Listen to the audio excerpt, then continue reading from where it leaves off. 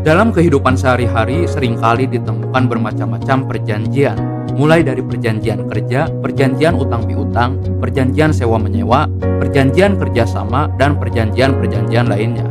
Dalam hal ini, ada beberapa syarat sah perjanjian yang harus dilengkapi agar perjanjian sah di mata hukum.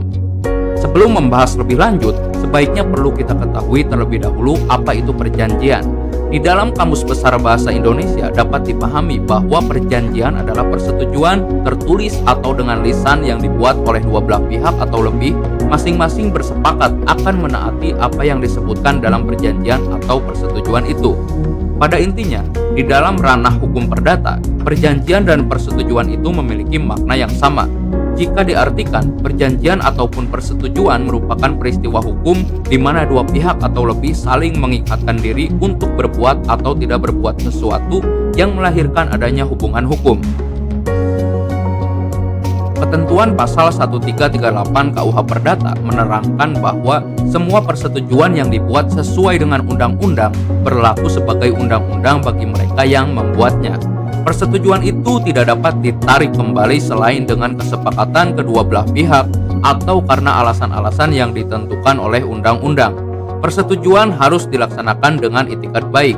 Ketentuan pasal 1320 KUH Perdata menerangkan bahwa supaya terjadi persetujuan yang sah perlu dipenuhi 4 syarat. Yang pertama, kesepakatan mereka yang mengikatkan dirinya. Kemudian yang kedua, kecakapan untuk membuat suatu perikatan. Yang ketiga, suatu pokok persoalan tertentu. Dan yang keempat, suatu sebab yang tidak terlarang. Berkaitan dengan keempat syarat sah perjanjian tersebut, dapat dipahami bahwa syarat pertama dan kedua disebut syarat subjektif karena menyangkut pihak-pihak yang mengadakan perjanjian.